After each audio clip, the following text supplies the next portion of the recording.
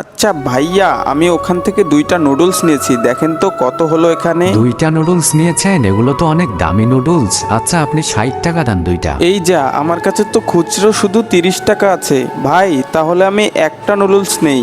ও তাহলে একটা নেবেন? আচ্ছা সমস্যা নেই, 30 টাকা দেন তাহলে। ভাই আমার কাছে নোট টাকা নেই, এই খুচরো পয়সাগুলোই নিতে হবে, মনে কিছু নিয়েন না। আর একটা কথা ভাই, বাইরে তো অনেক রোদ, আমি কি আমার ছেলেটাকে নিয়ে এখানে একটু খেতে পারি?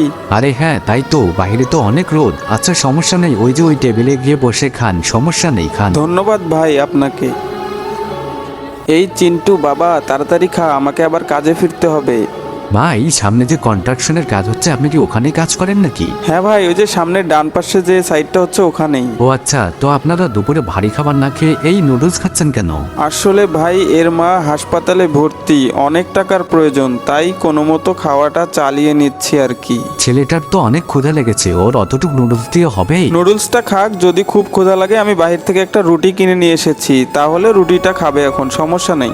আরে তাহলে আপনি কি খাবেন? আপনারও তো অনেক ক্ষুধা লেগেছে। আচ্ছা দাঁড়ান, আমি আসছি। কি যেন নাম বললে? চিন্টু না?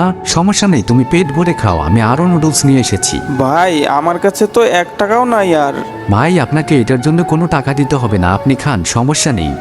আসুন সকলে এরকম বিপদগ্রস্ত মানুষদের পাশে দাঁড়াই। ভিডিওটি ভালো লাগলে সাবস্ক্রাইব করতে ভুলবেন না, আর আপনার মূল্যবান মন্তব্য কমেন্ট বক্সে জানিয়ে দিন।